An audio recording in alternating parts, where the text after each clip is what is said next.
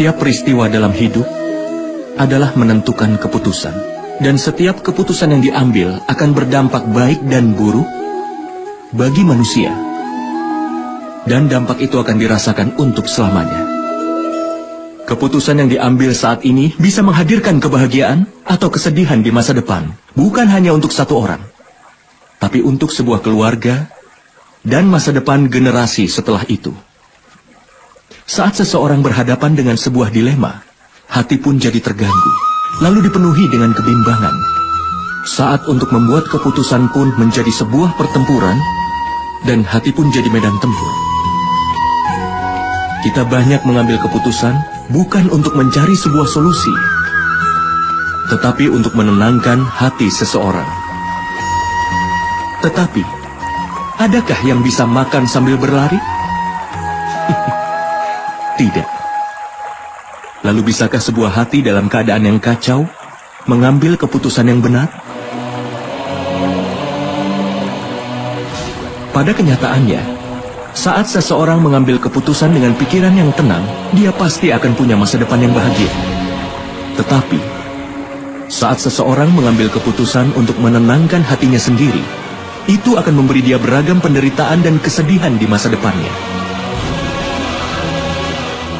Pikirkanlah hal itu.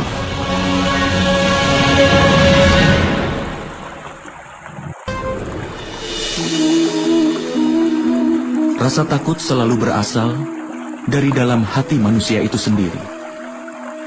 Terkadang, ketakutan akan kehilangan kekayaan. Terkadang ketakutan dipermalukan. Terkadang takut terpisah dari mereka yang kau sayangi. Karena itulah, ketakutan saat ini sepertinya normal untuk semua orang. Pernahkah kau pikirkan itu? Apakah keadaan atau hal-hal yang menjadi penyebab rasa takut adalah juga akar dari kedukaan? Tidak. Tidak ada hal yang seperti itu. Dan pengalaman semua orang menunjukkan bahwa memiliki rasa takut tidak menyelesaikan masalah di masa depan. Rasa takut hanyalah imajinasi dari kedukaan yang akan datang. Itu tidak ada hubungannya dengan hal apapun juga. Meski sudah mengetahui rasa takut tidak lain hanyalah sebuah imajinasi, apa sulit untuk lepas darinya dan hidup di dunia ini tanpa rasa takut? Coba kau pikirkan itu.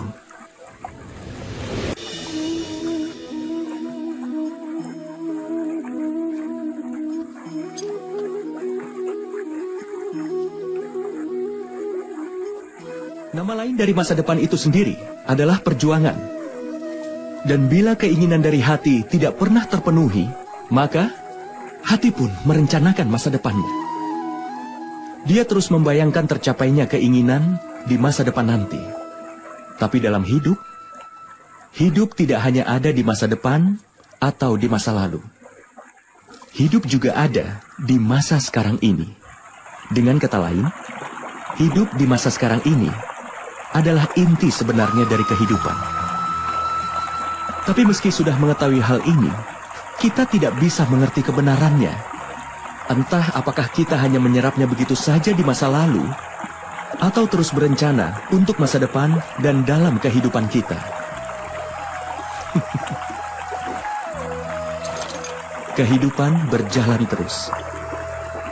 Kalau kita bisa menerima kehidupan yang utama, maka kita bukan hanya tidak bisa melihat masa depan atau membentuk masa depan itu. Tapi yang bisa kita lakukan adalah menyambut masa depan itu dengan kesabaran dan keberanian. Lalu menyambutnya dengan tangan terbuka. Semoga setiap peristiwa kehidupan dipenuhi dengan vitalitas. Pikirkanlah hal itu.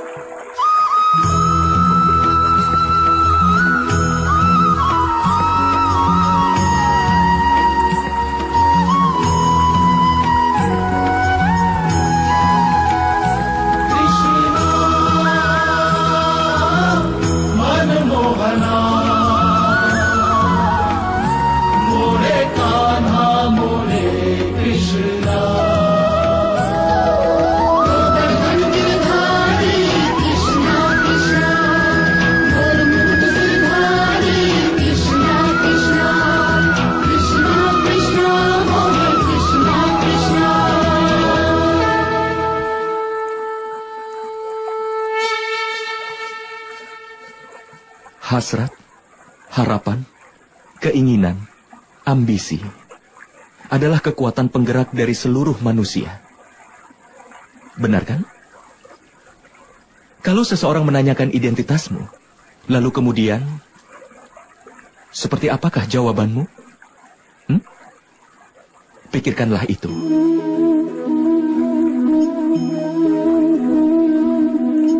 Kau akan segera menyadari bahwa semua keinginanmu akan menentukan hidupmu. Keberhasilan setelah mencapai sesuatu dan kegagalan setelah tidak berhasil mencapai sesuatu menggambarkan identitasmu. Banyak orang menjalani hidupnya dan mereka begitu ingin mencapai banyak hal, tapi hasrat mereka sendiri tidak pernah benar-benar mati. Keinginan membuat mereka menembus berbagai hal untuk mengejar cita-cita mereka.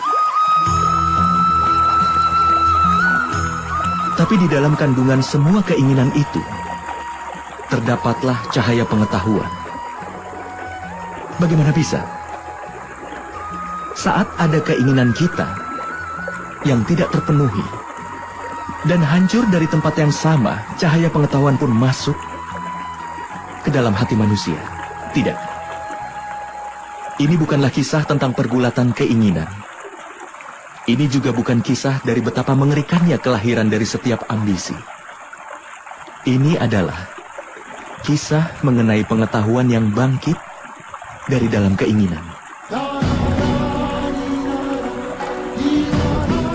Aku, Basudewa Krishna, mengundang kalian semua untuk bergabung dalam perjalanan ini yang akan mengajarkan padamu arti dari kehidupan. Ini akan mengajarimu tugas sebagai seorang manusia. Ini akan mengajarimu cara untuk bangkit dan bersinar dari kehancuran. Nama perjalanan ini adalah Mahabharata.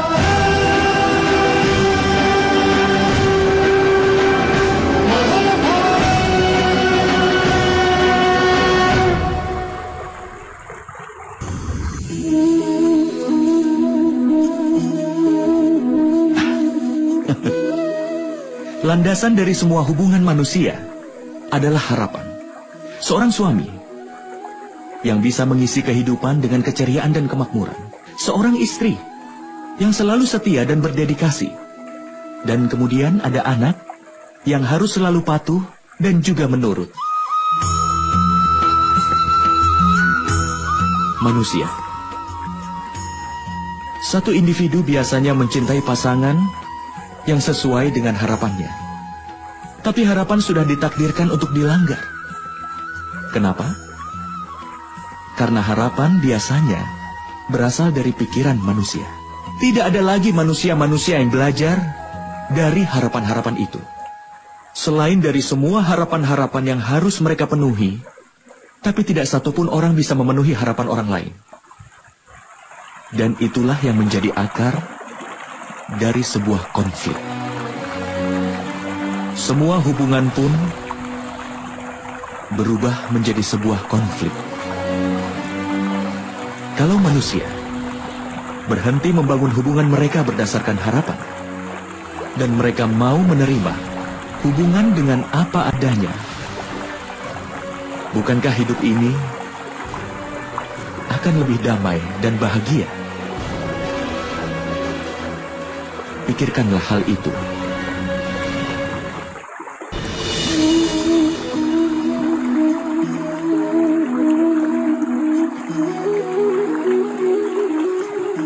Di dunia ini, setiap orang punya kelemahannya sendiri dibandingkan yang lain. Misalnya, ada orang yang tidak bisa lari dengan cepat, sementara lainnya tidak bisa mengangkat beban berat. Sementara yang lain bermasalah karena sebuah penyakit, yang lainnya tidak bisa mengingat semua hal yang telah dia pelajari. Ada banyak sekali contohnya untuk itu. Apakah kau mengenal seseorang yang memiliki segalanya? Dan satu-satunya kelemahan kita itu dianggap sebagai bagian penting dari hidup kita. Itu melahirkan kesedihan dan kekecewaan dalam hati kita sendiri. Kelemahan itu entah sebuah cacat bawaan atau diwariskan takdir dengan kelemahan yang sama, di mana seseorang yang terpengaruh olehnya tidak bisa mengalahkannya. Tapi ada juga beberapa orang di mana dengan kebenaran dan kerja keras bisa mengalahkan kelemahan mereka. Apa yang membedakan orang seperti itu dan yang lain? Apa kau pernah memikirkannya? Ada jawaban yang sederhana untuk itu. Seseorang yang tidak membiarkan kelemahan mengalahkannya, dan dia memiliki kebenaran di dalam hatinya, pasti akan mampu mengalahkan kelemahannya. Dengan kata lain, Tuhan mungkin memberikan satu kelemahan atau mungkin lebih. Namun itu hanya ditentukan oleh orang itu sendiri. Pikirkanlah itu.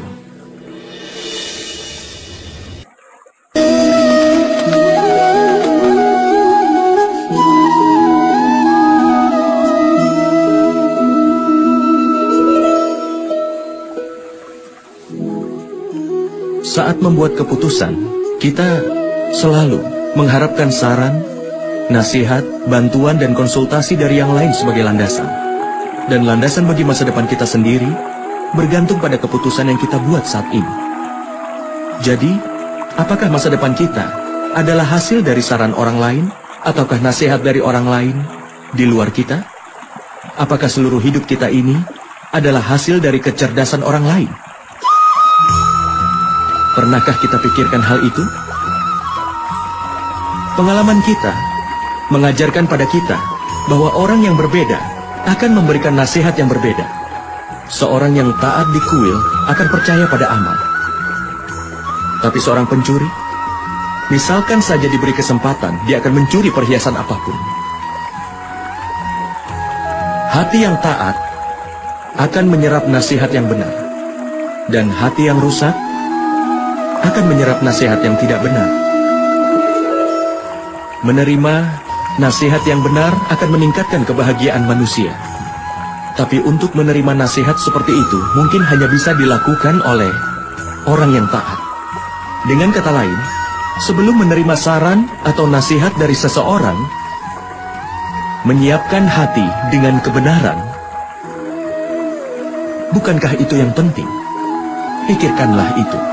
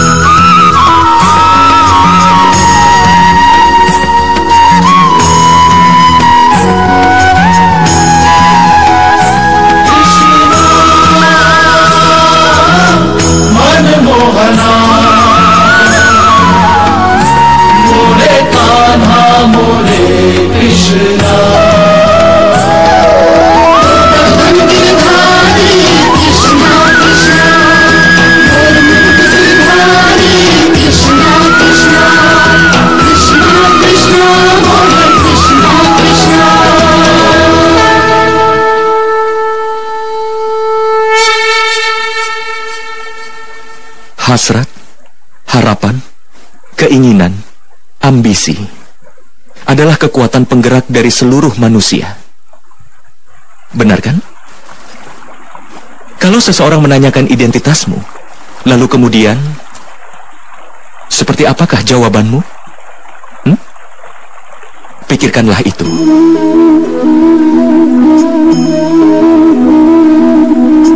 Kau akan segera menyadari bahwa semua keinginanmu akan menentukan hidupmu. Keberhasilan setelah mencapai sesuatu dan kegagalan setelah tidak berhasil mencapai sesuatu menggambarkan identitasmu. Banyak orang menjalani hidupnya dan mereka begitu ingin mencapai banyak hal, tapi hasrat mereka sendiri tidak pernah benar-benar mati. Keinginan membuat mereka menembus berbagai hal untuk mengejar cita-cita mereka. Tapi di dalam kandungan ini terseru bisa ada minat tapi ada saya atau masuk ke atas. Ini kisah datang keinginan. Ini juga bukan kisah dari betapa mengerikannya kelahiran dari setiap ambisi. Ini adalah kisah mengenai pengetahuan yang bangkit dari dalam keinginan. Aku, Basudewa Krishna, mengundang kalian semua untuk bergabung dalam perjalanan ini yang akan mengajarkan padamu arti dari kehidupan. Ini akan mengajarimu tugas sebagai seorang manusia. Ini akan mengajarimu cara untuk bangkit dan bersinar dari kehancuran. Nama perjalanan ini adalah Mahabharata.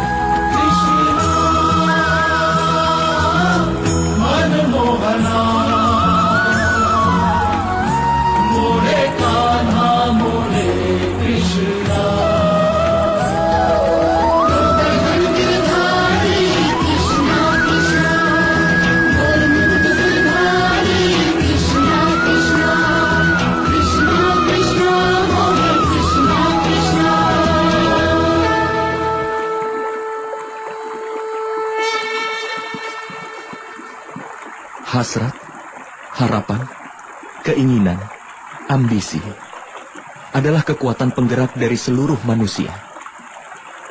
Benar kan? Kalau seseorang menanyakan identitasmu, lalu kemudian, seperti apakah jawabanmu? Pikirkanlah itu.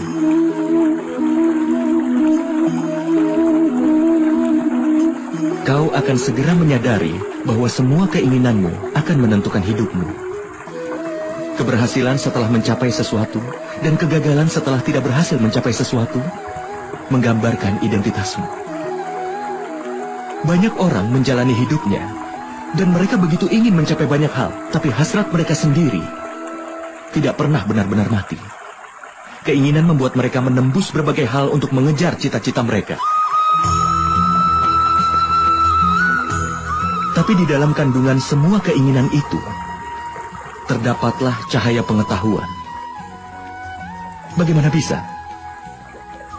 Saat ada keinginan kita yang tidak terpenuhi, dan hancur dari tempat yang sama, cahaya pengetahuan pun masuk ke dalam hati manusia. Tidak. Ini bukanlah kisah tentang pergulatan keinginan. Ini juga bukan kisah dari betapa mengerikannya kelahiran dari setiap ambisi. Ini adalah kisah mengenai pengetahuan yang bangkit dari dalam keinginan.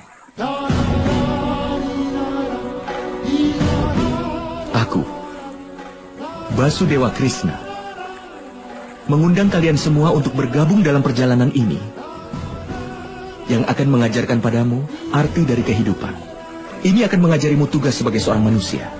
Ini akan mengajarimu cara untuk bangkit dan bersinar dari kehancuran. Nama perjalanan ini adalah Mahabharata.